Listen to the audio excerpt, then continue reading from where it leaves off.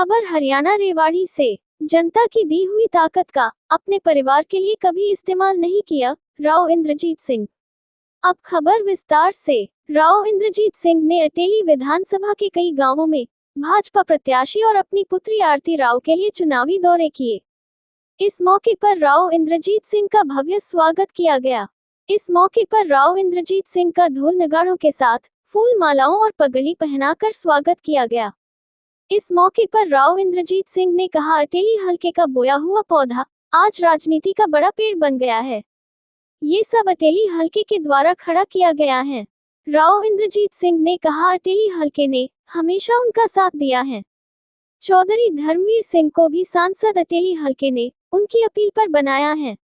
राव इंद्रजीत सिंह ने कहा, पार्टी जिसको भी टिकट दे हमें उसका साथ देना चाहिए और फिर से भाजपा की सरकार बनानी चाहिए।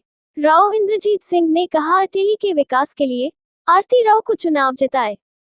इस मौके पर राव इंद्रजीत सिंह ने विरोधियों पर भी निशाना साधते हुए कहा कि आपके सहयोग से हमने उनको भी जिताया था, मगर आज वो पार्टी में रहकर भीतर घात कर रहे हैं। ऐसे लोगों से सावधान रहना होगा। इस मौके पर उनके साथ अटेली विधायक सीताराम सहित अनेक गणमान्य लोग मौजूद रहे। हरियाणा रेवाड़ी से संवाददाता आदर्श शर्मा की रिपोर्ट, न्यूज़ अवीपी से।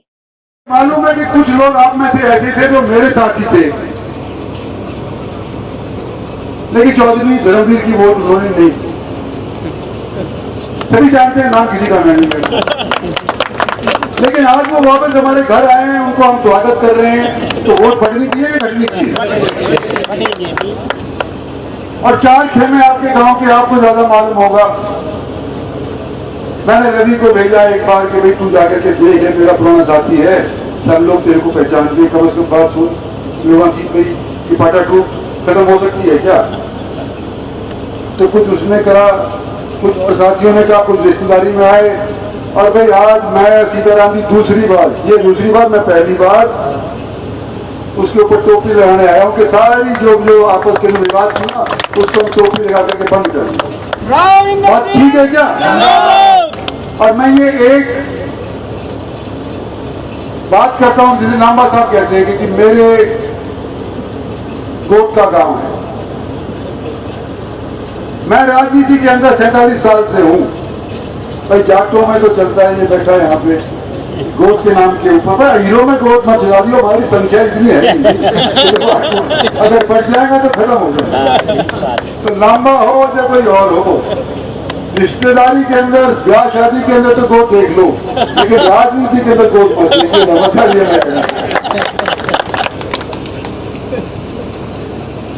और हम सब मिलकर के आज के दिन तीसरी बार भारतीय जनता पार्टी की सरकार बनाना चाहते हैं। जब मैं भारतीय जनता पार्टी के अंदर शामिल हुआ था, कांग्रेस से असंतुष्ट होकर के भारतीय जनता पार्टी के अंदर हुआ था और लोगों से मैंने सलाह करी थी, पटौदी के अंदर बड़ा भारी हो सकता है, आप लोग गए ना गए, लेकिन बहुत भारी जलसा और लोगों की राय ली थी। मुझे जी अपनी नारी लीग पार्ट इंसाफ मंच बनवाएंगे, इंसाफ मंच। तो हमने इंसाफ मंच बनाई और एक साल हमने इंसाफ मंच के अंदर हरियाणा का सब जगह का दौरा किया। आपका लगाया हुआ पौधा इंद्रजीत सिंह 77 के अंदर आपने बीज बोया था और आज के दिन आपके बीच खड़े होकर के यूं कह सकता है कि केंद्र के अंदर, मोदी वजारत के अंदर न केवल मैं मंत्री हूं, बल्कि हरियाणा के अनेक कोनों के अंदर भी आज के दिन मेरी पहचान है। जब मैं अपने पुराने हल्के में आता हूं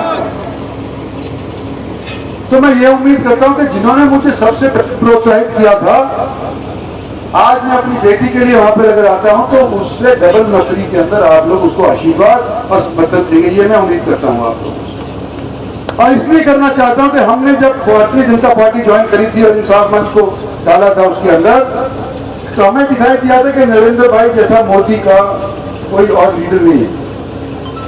मैं तो क्या सारा देश गट्टू हो रहा था, 14 के अंदर हो रहा था कि नहीं हो रहा था, और लोगों ने कहा नहीं बीजेपी के अंदर जा, बीजेपी के अंदर जा, बीजेपी हम चले गए।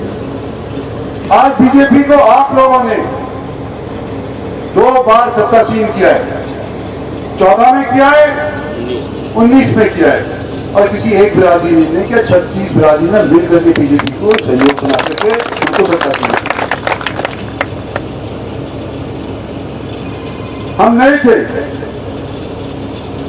सीताराम जैसे पुराने थे, पर नए अब नहीं रहे। 10 साल के अंदर तो सभी पुराने हो जाते हैं।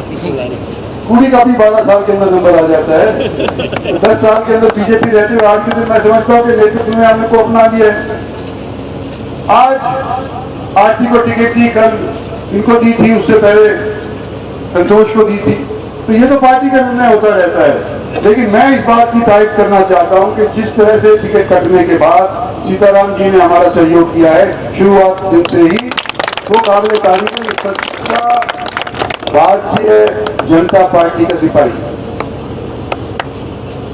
मेरे तो शायद इतने सच्चे ना भी होंगे, शुरुआत दिन से ही वो काबिल तारीफ है। सच्चा भारतीय जनता पार्टी का सिपाही,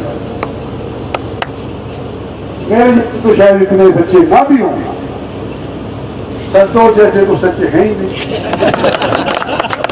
मैं तो बहुत पहले इनकी मुखालफत करी जब इनको टिकट मिल गई, और अब मेरी बेटी की मुखालफत करी। और जब वो टिकट जब उनमें टिकट मिली पहली बार 14 के अंदर, तो मैं उन्हें जिताना आया था कि नहीं आया था बताओ? 3 बार मैं जिताने के लिए आया, और उनकी मदद कर दो मैं भला, और पार्टी किसी और को टिकट दे दे उसकी मदद करो तो मैं बुरा। तो भाई बुरा सब इसके कहने से नहीं होता, बुरा तो पब्लिक की नजर के अंदर होता है तो होता है। और पब्लिक के साथ आज तक मैंने पब्लिक के साथ विश्वासघात नहीं किया है। जो मेरे को पब्लिक ने ताकत दी है, उस ताकत को पब्लिक के लिए इस्तेमाल किया, यहाँ की आवाज को बुलंद करने के लिए उठाया है, अपने निजी स्वार्थ के लिए नहीं किया है।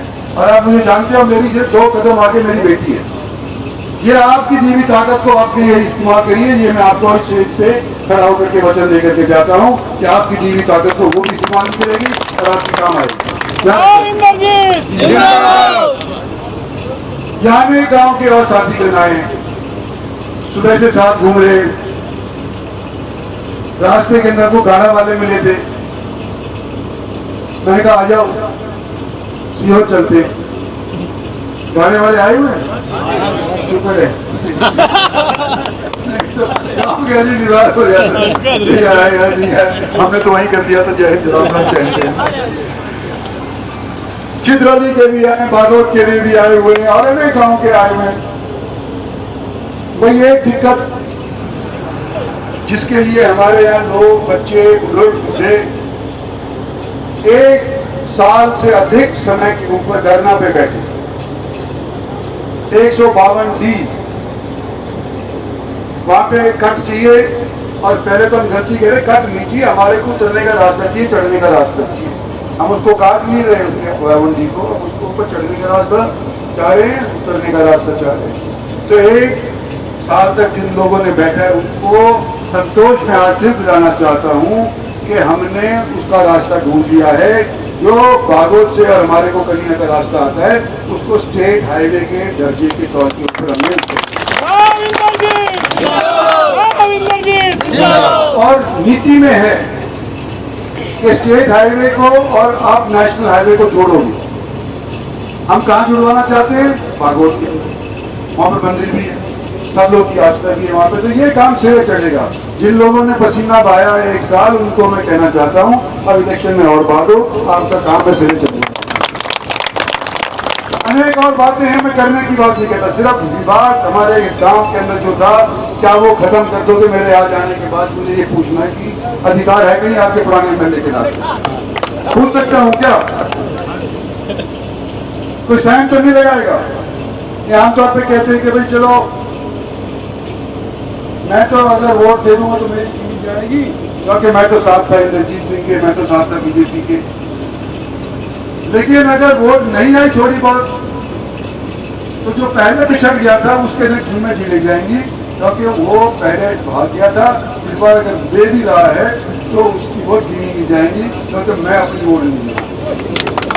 हो रहा है कि गाँव के लिए। तो सारे मिलकर के भैया मेरा आप लोगों से प्रार्थना, बहनों आप लोगों से प्रार्थना है कि ये विवाद गांव के आप मुक्त करो, खत्म करो, मेरी बेटी को आशीर्वाद दो। आने वाले समय के अंदर आप इलेक्शन होगी, इन बातों की तो बात नहीं सुनो। इसलिए आपसे मेरा निवेदन है कि आप मेरा समर्थन करो, मेरी पार्टी का समर्थन करो और आने वाले समय के अंदर कमल की फूल का बटन दबाओ। धन्यवाद और जय हिंद।